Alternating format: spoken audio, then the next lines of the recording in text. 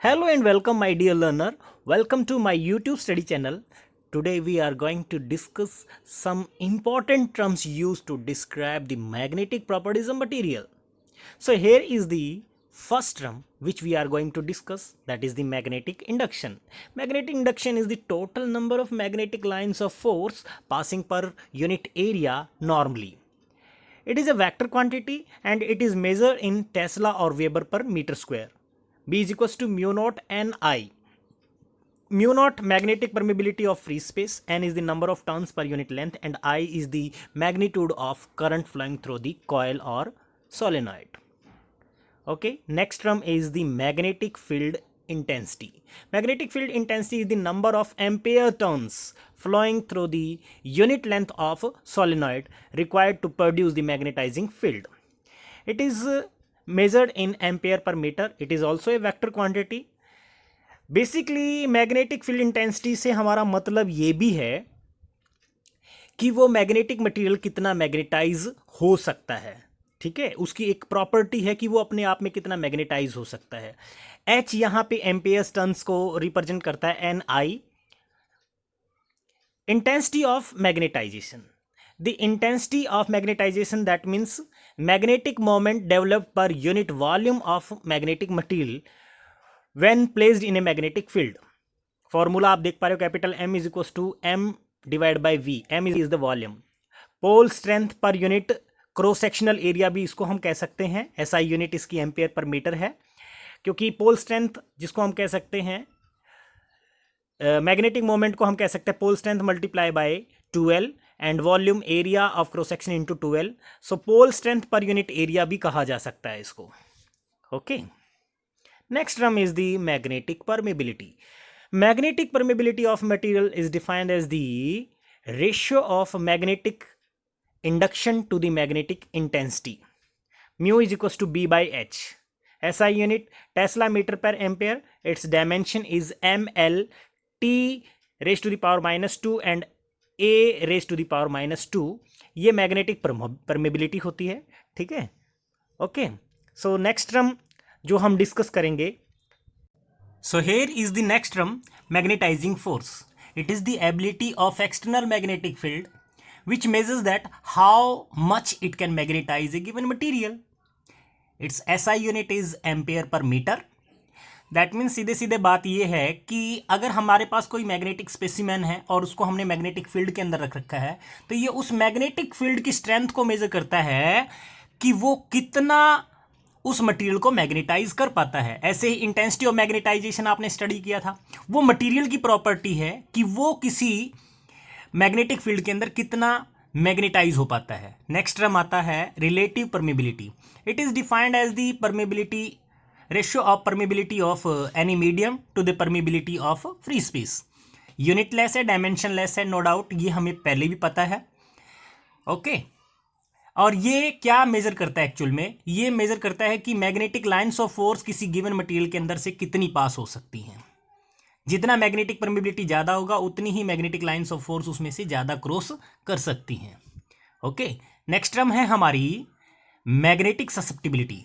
It is defined as the ratio of intensity of magnetisation to the magnetising field intensity, या फिर कह सकते हैं intensity of magnetisation. It is unitless and dimensionless. इसको chi M से represent करते हैं. Chi M is equal to capital M divide by capital H. ये इसकी वैल्यू थाउजेंड्स तक चली जाती है. ठीक है, और चाई एम एक्चुअल में क्या मेजर करता है? How easily a material can be magnetise. How easily a material can be magnetise. I hope आपको समझ में आ गया होगा ये. नेक्स्ट हम जो बात करेंगे वो रिलेशन है रिलेटिव परमेबिलिटी और मैग्नेटिक ससेप्टिबिलिटी का. अब हम बात करते हैं relation between magnetic permeability and magnetic susceptibility. इससे पहले अपने को देखो पता चल चुका है कि मैग्नेटिक परमेबिलिटी क्या है और मैग्नेटिक ससेप्टिबिलिटी क्या है. तो अभी हम ये बहुत इंपॉर्टेंट रिलेशन स्टडी करेंगे, क्योंकि ये बहुत बार पेपर में आ भी चुका है, 2 नंबर में आ जाता है. तो ये रिलेशन में सबसे पहले हम बात कर लेते हैं कि कोई मैग्नेटिक मटेरियल, लेट्स सपोज ये मेरा मैग्नेटिक मटेरियल है और इस मैग्नेटिक मटेरियल को किसी एक्सटर्नल मैग्नेटिक फील्ड के अंदर हमने रख दिया. ठीक है, ये एक्सटर्नल मैग्नेटिक फील्ड है, इसके अंदर हमने रख दिया. अब ये मैग्नेटाइज होगा.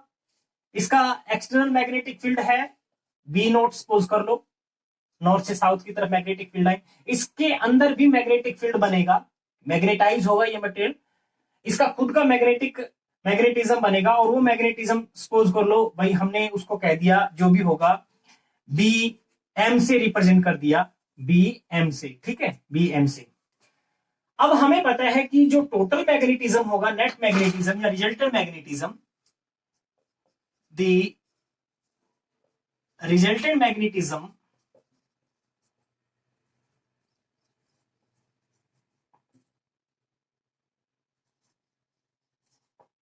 इज गिवन एज, कैसे लिखेंगे उसको, B is equals to B not plus B M, B not plus B M, ठीक है। अब ये बी नॉट कितना है, बी एम कितना है, ये भी हम पहले पढ़ चुके हैं। बी नॉट एक्चुअल में कितना है, B naught is equals to mu naught into H. Mu naught क्या था, magnetic permeability of free space या वैक्यूम कह सकते हैं, और ये मैग्नेटाइजिंग फोर्स कह सकते हैं जिसको हम, ठीक है, number of ampere turn per unit length जिसको हमने बोला था, ठीक है। इसी तरीके से बी एम क्या होगा, इसको हमने कह दिया जो भी होगा इसको म्यू नॉट इंटू एम से रिप्रेजेंट कर दिया, intensity of magnetisation, intensity of magnetisation. आपको पता है एच और एम दोनों का जो यूनिट था वो क्या था, सेम था। अभी ये वैल्यू हम यहां पे पुट करते हैं, B is equals to mu naught into H plus mu naught into M, और B is equals to mu naught H plus M, okay. और इसको भी हम अगर लिखना चाहें तो ये कैसे लिखा जा सकता है, क्योंकि ये नेट मैग्नेटिज्म है, ये B जो है जो भी होगा इसको हम म्यू इंटू एच लिख सकते हैं, म्यू इंटू एच, और ये म्यू नॉट, इसमें से भी H आप कॉमन ले लीजिए, ज्यादा बेटर रहेगा, इसमें से भी मैंने H कॉमन निकाल लिया, और ये रह गया 1 plus m divide bye h, m divide bye h। और म्यू को हम क्या लिख सकते हैं, ये आप पहले पढ़ चुके हो अच्छे से, mu is equals to mu R into mu naught, relative permeability multiply by permeability of free space. यहां लिखेंगे हम इसको mu R mu naught H is equals to mu naught into H, और 1 plus M by H. M by H क्या था, M by H ही चाई M है, magnetic susceptibility, ठीक है, ये पहले पढ़ चुके हैं हम, मैग्नेटिक ससेप्टिबिलिटी, ठीक है। यहां लिख देता हूं मैग्नेटिक ससेप्टिबिलिटी चाई एम इज इक्वल्स टू क्या था, एम डिवाइड बाय एच, ठीक है, एम डिवाइड बाय एच। अब आपको साफ साफ दिख रहा है ये कैंसिल हो रहा है, so mu R is equals to 1 plus chi M. ये इंपॉर्टेंट रिलेशन आ गया जो बहुत ही इंपॉर्टेंट है, this is required relation, okay, this is required relation. So dear student, अभी तक हमने जो स्टडी किया, इंपॉर्टेंट मैग्नेटिक प्रॉपर्टीज हमने स्टडी की, उसके बाद ये इंपॉर्टेंट रिलेशन स्टडी किया, ठीक है। नेक्स्ट जो लेक्चर होगा उसमें हम मैग्नेटिक मटेरियल्स के टाइप स्टडी करेंगे, ठीक है। आई होप कि आपने चैनल सब्सक्राइब कर लिया होगा, और जिन्होंने अभी तक चैनल सब्सक्राइब नहीं किया तो पहले चैनल सब्सक्राइब कीजिए और कमेंट करना मत भूलिए, ठीक है। आपके कमेंट मेरे लिए भी इंपॉर्टेंट है और साथ में अपने चैनल के लिए भी इंपॉर्टेंट है, क्योंकि चैनल आपके कमेंट से ग्रोथ होगा, ओके। आप जितना कमेंट करोगे उतने ही ज्यादा व्यू बढ़ेंगे, उतने ही ज्यादा लोग देखेंगे, और आपसे ये बार बार रिक्वेस्ट है कि कमेंट, लाइक, शेयर करना मत भूलिए, और औरों को भी मोटिवेट कीजिए कि अपने चैनल को सब्सक्राइब करें। और इसी उम्मीद के साथ thank you, have a nice day, good luck.